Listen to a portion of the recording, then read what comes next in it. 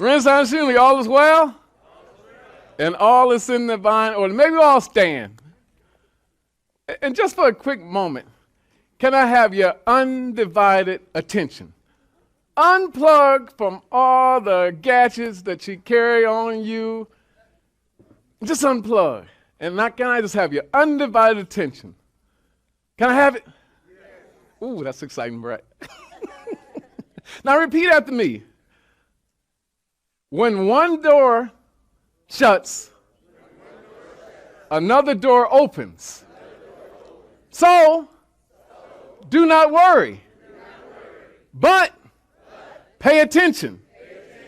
God is trying to tell you something right now. Ooh, I love that, I love that, I love that. Now I want you to just point at somebody and say, God is trying to tell you something and me something. All right, you can be seated. Sometimes we're asking God to reveal his presence in our lives, his provision in our lives, his purpose in our lives. You ever do that?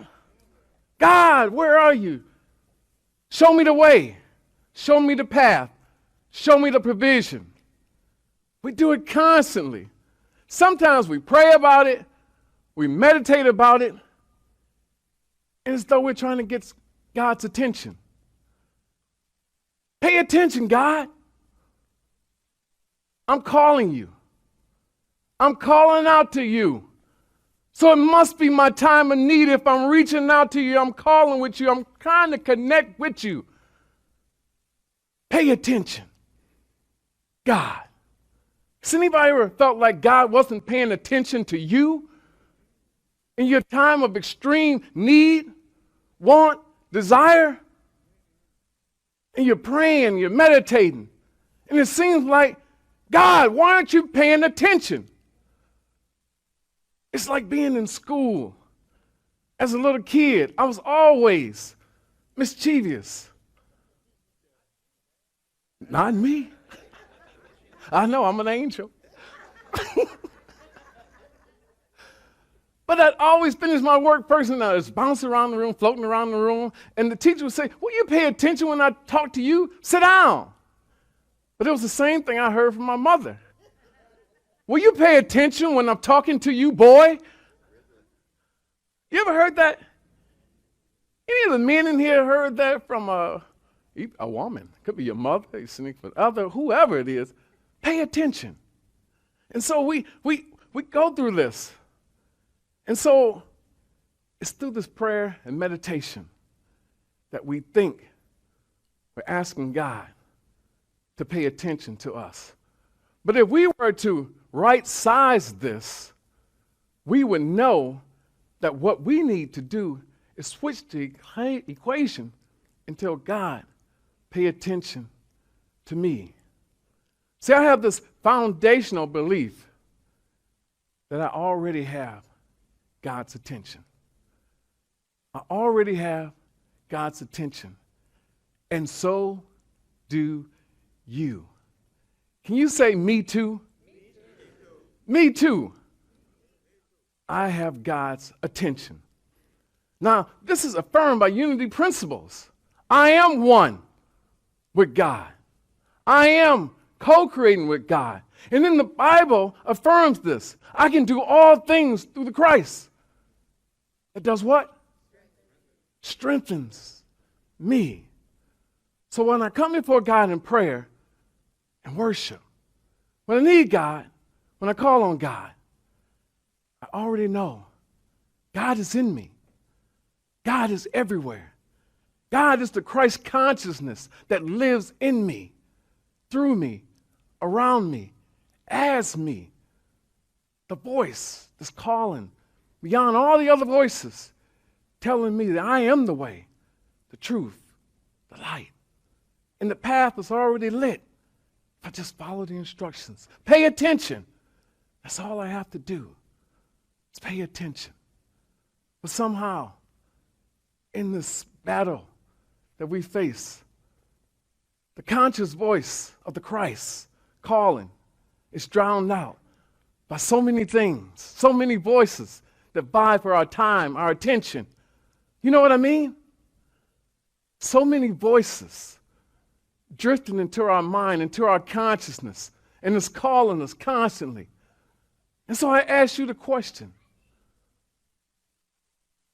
what has your attention? What has your attention? Think about that. What really has your attention? It has me not paying attention to God. What is it for you? Now we're going to do this in a sophisticated survey form.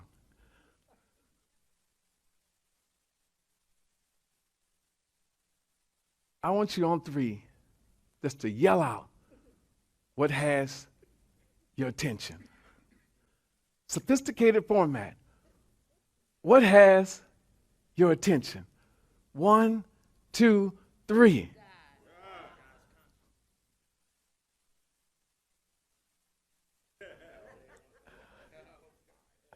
I saw some of y'all yesterday. I went to 2 Unity-sponsored parties, backyard parties, and God didn't have your consciousness. That was yesterday. But today we back on track, we back focused. Okay. But we all have something that vies for our attention. And the evidence is our use of time. I always go back to time. Time on the task of learning to be conscious, to be at attention with the presence of the Christ Spirit God. How much time do you spend illuminating your mind with the light of the Word? That's the question for us. And so what has your attention? You know better than me. But survey yourself, survey your soul, your mind, your spirit, your body, and determine, is that the best use of my time, my attention? Pay attention. You know, it's funny, because sometimes we put God in a scenario like our cell phone. And I don't know about you, but I discriminate. I discriminate with my phone calls. If you're not in my directory, I don't pick up. Now, there's a couple reasons why I don't pick up. Number one, I had a bad experience picking up phone calls from bill collectors. They was trying to get this car from me, and it was mine. It was my car, but the man on the phone said I had owed some kind of way. I had owed 8 payments to them. He said, "We're coming to get your car." I'm like, "No, you're not. No, you're not." And so from that point on, I decided I need to discriminate. When I don't see a familiar number, I don't pick up. Are you like me? How many calls do you miss because you don't recognize the number? But it's similar to our consciousness. God calling you, Christ's consciousness calling you, and you don't pick up because you don't recognize the vibrational force. You don't recognize the spirit within that's calling you to pick up and receive the message. How many of us do that? We get distracted and we don't pay attention to that higher vibrational force. We weren't paying attention and we missed it. Revelation 4:1 says something. After this I looked, and there before me was a door standing open in heaven. And the voice I had first heard speaking to me like a trumpet said, "Come up here, and I will show you what you must take place in your life." Now, John says, After this I looked. After this I looked. Therefore, standing wide open was an open door. After this I looked. After what?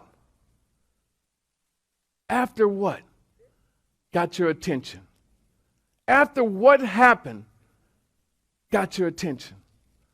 What was it that got your attention?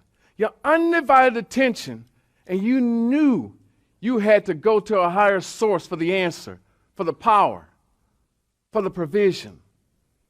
What was it for you? And everyone is unique in that. But it's an open heaven. What is that open heaven? The open door, and there's heaven on the other side of it. What does that mean? It's where you're standing right now. It's not heaven. It's something better. Do you believe that? Do you believe that you're entitled to something better? It's your intentional purpose to receive something better.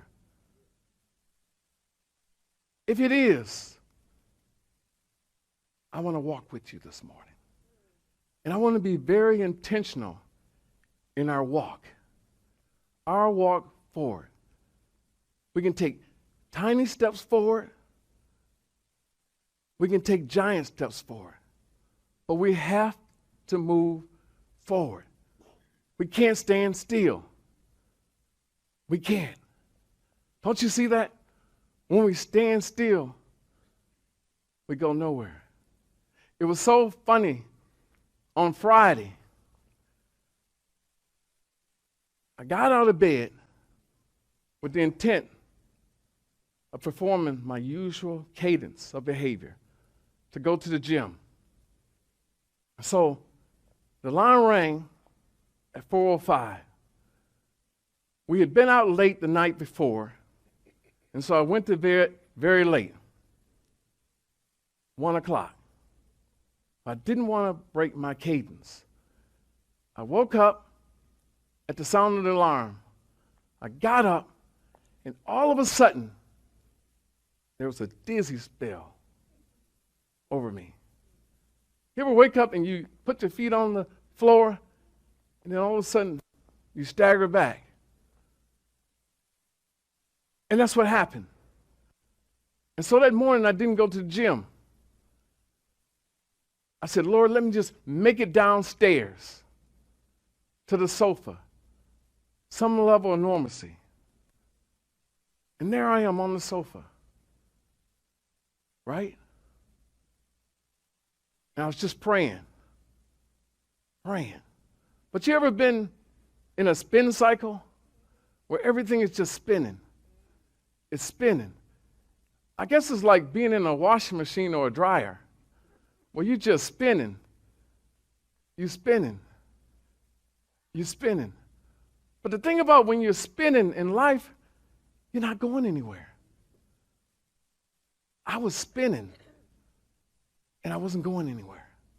You ever had those times in your life where it feels like you're just spinning around in circles? You're spinning your wheels. You're not going anywhere.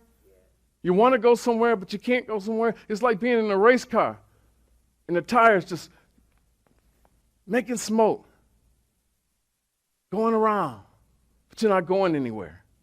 And sometimes life makes us feel that way, like we're not going anywhere. So can I ask you a question? Again, what has your attention? John says, after this I looked, and I asked myself, where's my attention? Where is my focus? Because there is this principle that we follow. And it says, energy flows where intention goes. Can we say that?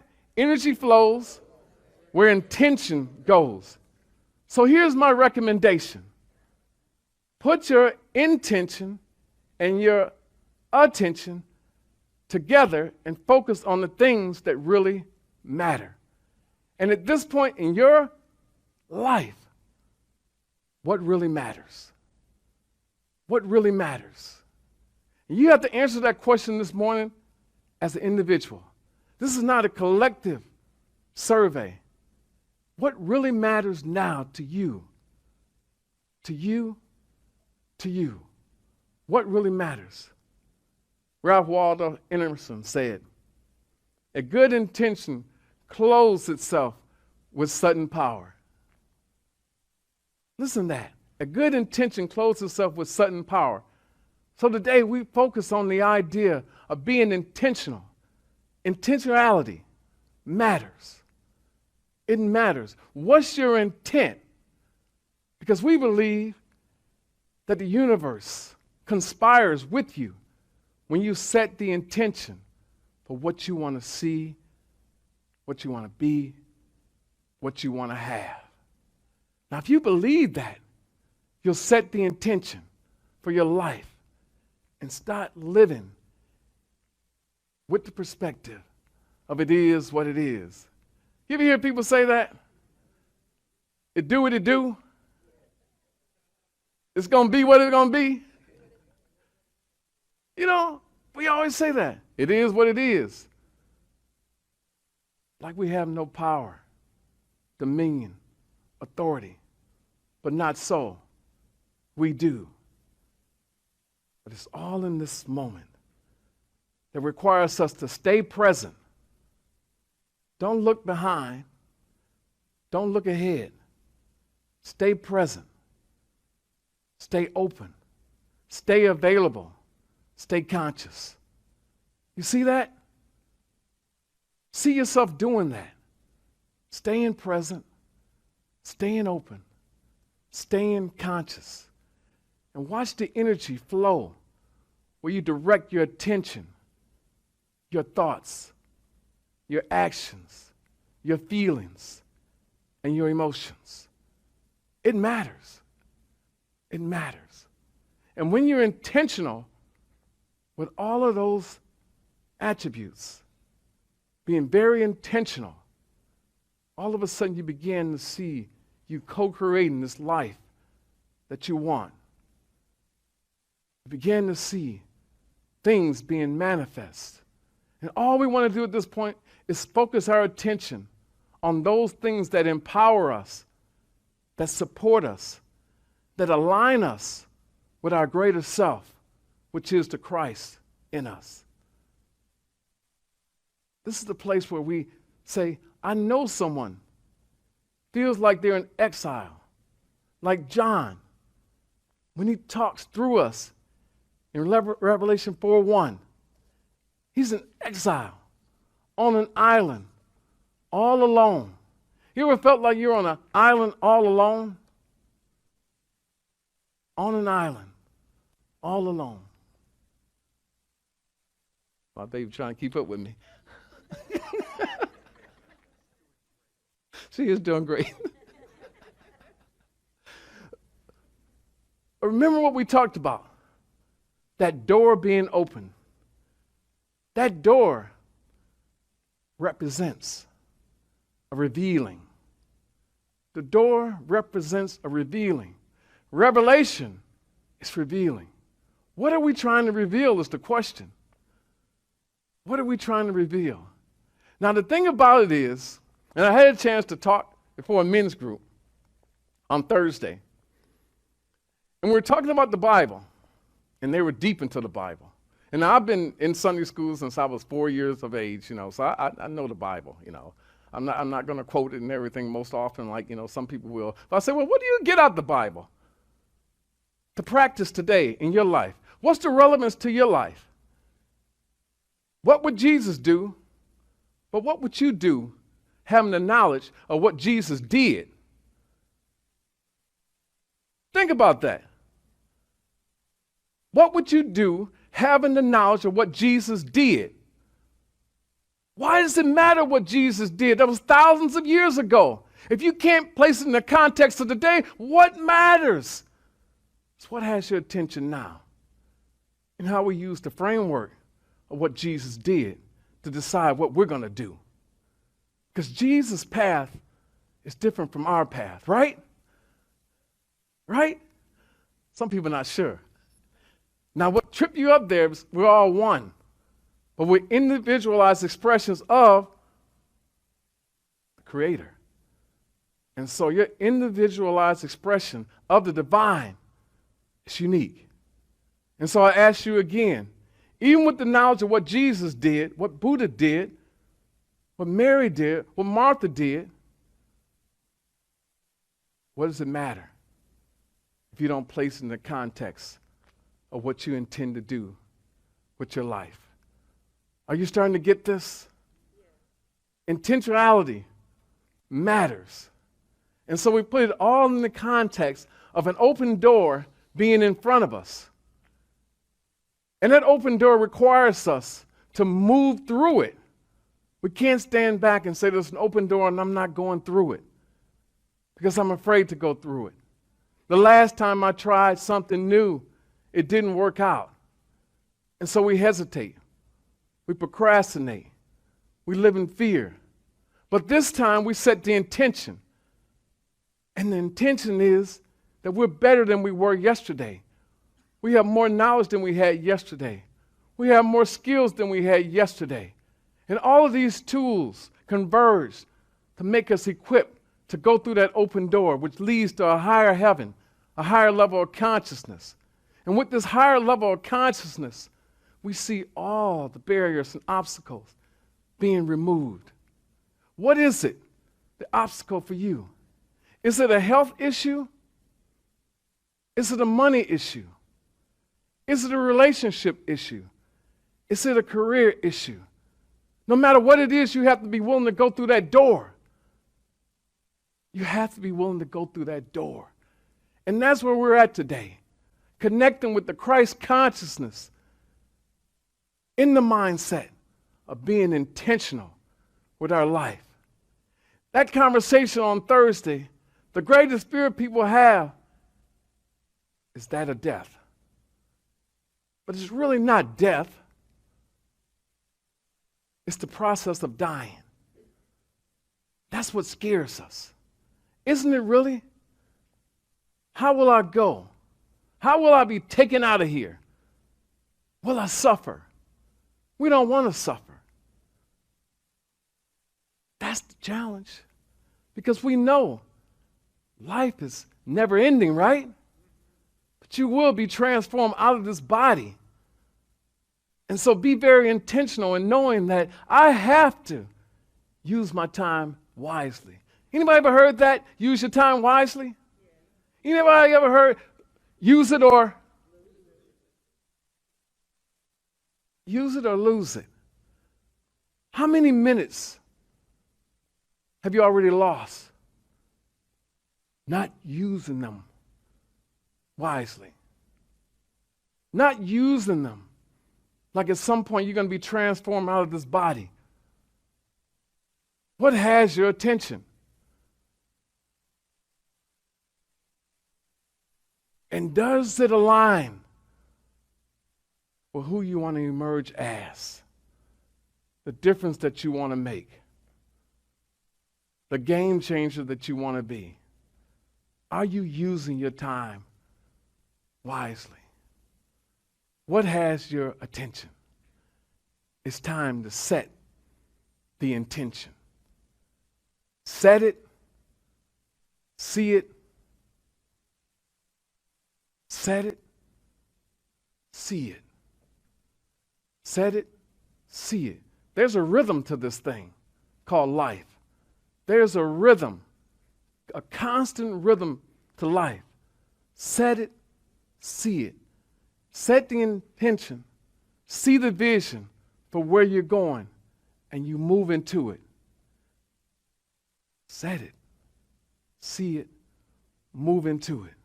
So this is going to be the challenge this week. This is going to be the challenge this week. Are you ready for the challenge? I want you to write down the thing about you, or a life experience that still makes you have negative energy flow. Something about you that you don't like. and it holds you back. Maybe it's the fact you're short. Maybe you're big. Maybe it's your race, color, your education level. What is it about you that bugs you to the point where it holds you back? What's the experience you had?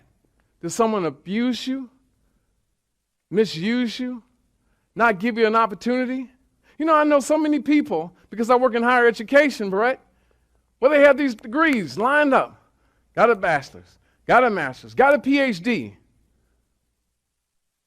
And they think because I got the piece of paper, it's supposed to be the passport to a six-figure income, stardom. And I tell them, no. You went through the process, but you didn't proceed through the open door that you were creating for yourself. And so I've had a PhD all my life. I've been poor, I've been hassled, I've been depressed. So I didn't have to pay a college. I got a PhD. Anybody else been poor, hassled, depressed? And that can be what life does to you.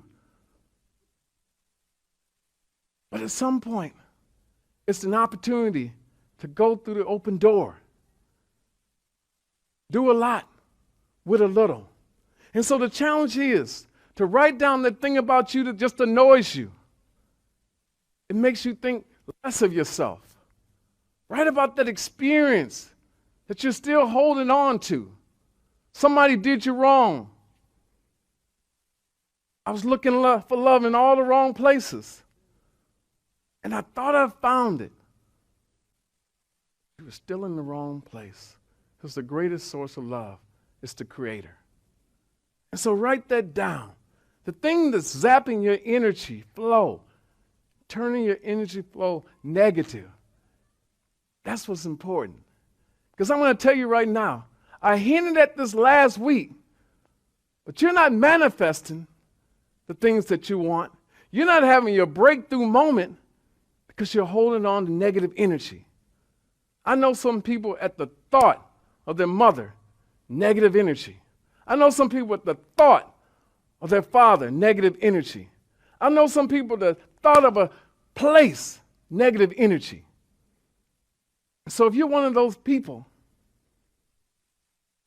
stop. Stop. Pay attention to what I'm telling you. You have to be more intentional with your energy and where you let it flow. You have the ability to control your energy. And with that, those things that you're holding on to are the roadblock to your path forward through that open door. And so I beg you today, let it go. It's too many times I'm having a sidebar conversation with one of you, and all of a sudden I say, well, what's holding you back? And you go right to it and tell me, when did that happen? 30 years ago. Well, when did that happen, Michael? 45 years ago. But I remember it like it was yesterday. Come on, y'all, we tell you, in unity we go to a higher level of consciousness, a higher vibrational force. And so today we set the intention of accepting what was as what was. It's gone. What was is gone. What was is gone. Can't do anything about it, right? Are we in agreement? I don't know if it's Back to the Future possible. We can get in the time capsule, go back and kick some ass. That person that hurt us. Yeah, I heard that word before. Stop. You better stop. And so this morning, I asked you this week to write down those things about you, about your experiences. Set the intention of accepting those things as things of the past. Life is simply a big classroom with many lessons That's all it is. Reverend Wilma started us out talking about the kids going back to school. But we never leave school. Life is this tremendous, hard course. We didn't necessarily sign up for it, but it ended up on our schedule. And we have to show up every day and be prepared for any lesson that comes our way. It's just life.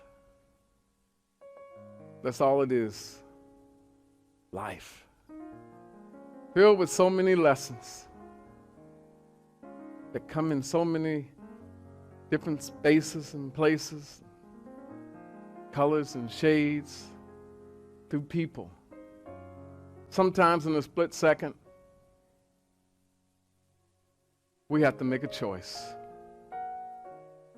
Whether we're going to let that passing thing, the fleeting thing, control our mind, our body, our spirit, our soul, or are we going to be intentional and say my life has purpose to go higher, to be a difference maker, to leave my mark on this world.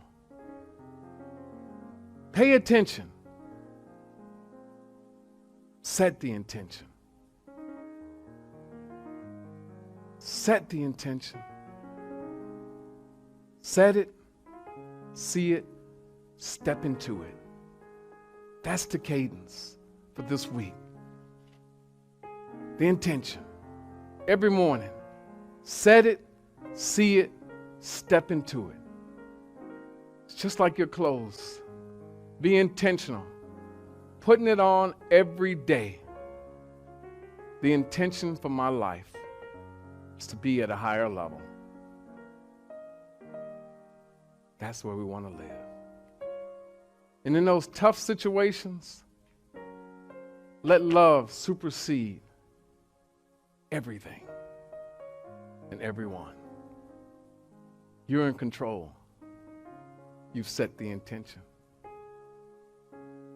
You've said it, you see it, and now you're stepping into it. Can we do an affirmation? Repeat after me. Sunshine over rain,